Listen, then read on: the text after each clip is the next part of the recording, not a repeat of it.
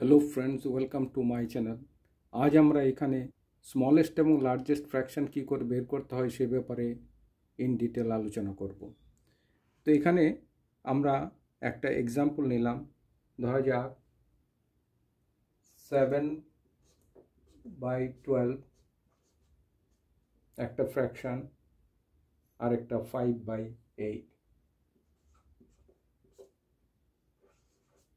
তো এই দুটো ফ্র্যাকশনের মধ্যে কোনটা বড় এবং কোনটা ছোট সেটা বের করার জন্য আমরা ইজি প্রসেস হচ্ছে কি ক্রস মাল্টিপ্লাই করব নিউমারেটরকে অন্য ফ্র্যাকশনের ডিনোমিনেটর দিয়ে।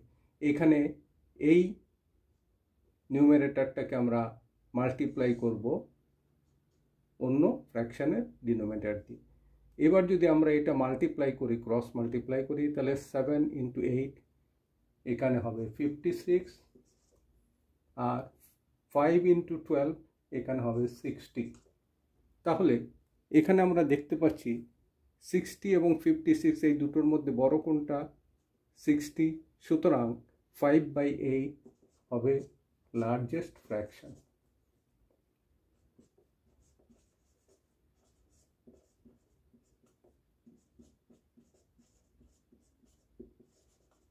এবং 56 ছোট, সুতরাং 7/12 এটা হবে স্মলেস্ট ফ্র্যাকশন।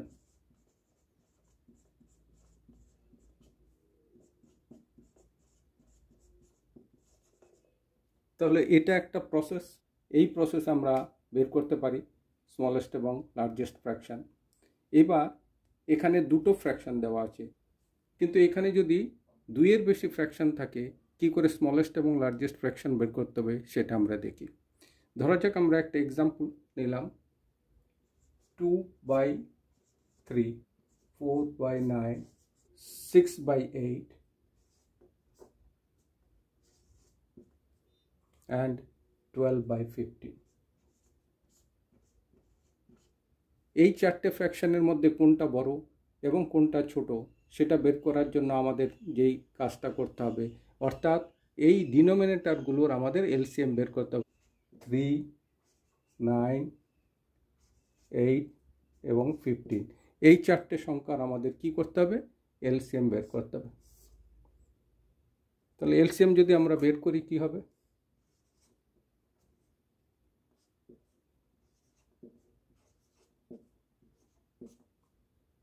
সুতরাং এলসিএম হবে এখানে 3 × 3 × 8 × 5, 360। এবার আমাদের কি করতে হবে? প্রত্যেকটা ফ্র্যাকশনকে কনভার্ট করতে হবে to equivalent fraction with denominator same as LCM of this numbers, অর্থাৎ 360। তাহলে আমরা যদি এটাকে 2/3 এটাকে ইকুইভ্যালেন্ট ফ্র্যাকশনে কনভার্ট করি উইথ ডিনোমিনেটর 360, তাহলে কি করব?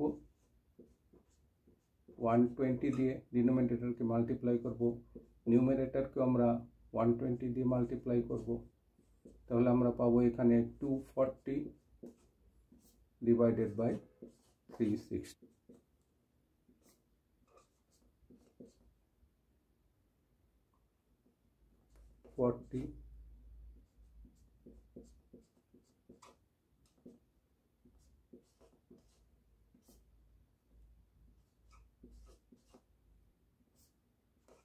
এইট ইন্টু 45 করলে আমরা পাবো 365।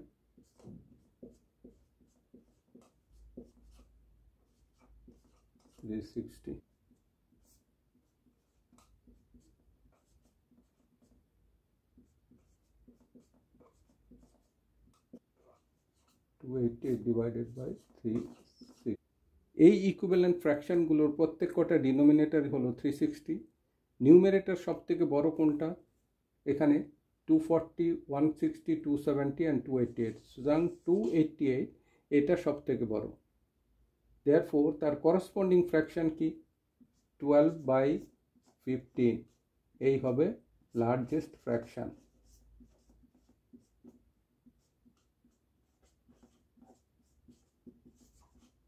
আর সব থেকে ছোট কোনটা? 160। তার করসপন্ডিং ফ্র্যাকশন কি? 4/9, তাহলে 4/9 হচ্ছে স্মলেস্ট ফ্র্যাকশন।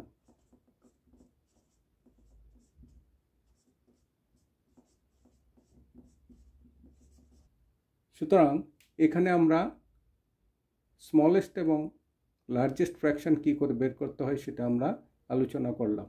অল্টারনেটগুলি আমরা কীভাবে বের করতে পারি, এখানে 2/, ফ্র্যাকশনগুলোকে লিখলাম 2/3, 4/9, 6/8 অ্যান্ড 12/15। আমাদের কি করতে হবে, এই নিউমারেটর এবং ডিনোমিনেটরে ডিফারেন্স বের করতে হবে। এখানে কি আছে ডিফারেন্স?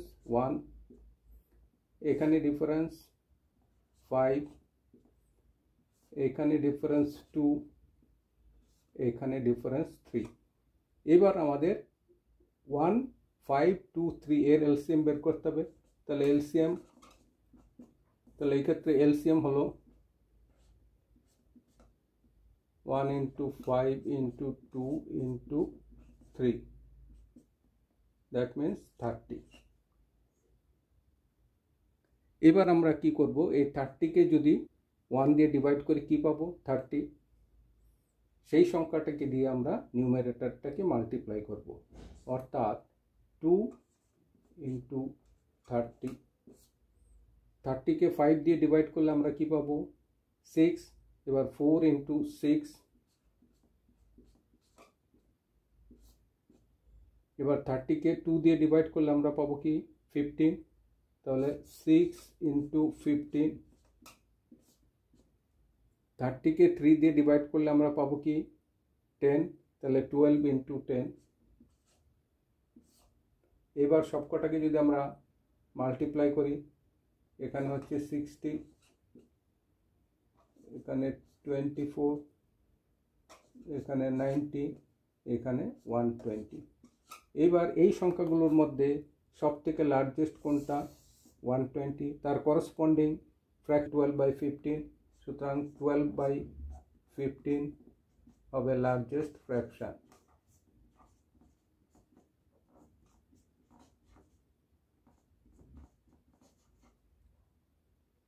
আর সবথেকে স্মলেস্ট কি? 24, তার করসপন্ডিং ফ্র্যাকশন কি? 4/9। তাহলে 4/9 হলো স্মলেস্ট ফ্র্যাকশন।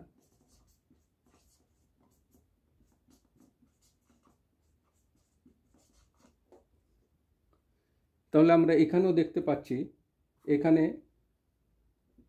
12/15 লার্জেস্ট ফ্র্যাকশন, এখানেও 12/15 লার্জেস্ট ফ্র্যাকশন পেলাম। এখানে 4/9 স্মলেস্ট ফ্র্যাকশন, এখানেও 4/9 স্মলেস্ট ফ্র্যাকশন। তাহলে এই যে প্রসেসটা, সেটা ইজিয়ার এই প্রসেস থেকে, এবং এই প্রসেস দিয়ে আমরা অনেক বড় ধরনের ফ্র্যাকশন থেকে স্মলেস্ট এবং লার্জেস্ট ফ্র্যাকশন বের করতে পারবো।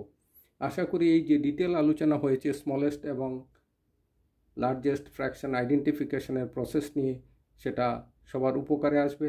যদি এই ভিডিওটি পছন্দ হয় তাহলে এটিকে অবশ্যই লাইক করবেন, শেয়ার করবেন, এবং সেই সাথে যারা আমার চ্যানেলে নতুন, আমার চ্যানেলটিকে সাবস্ক্রাইব করবেন এবং আমাকে সাপোর্ট করবেন। Thank you everybody for watching.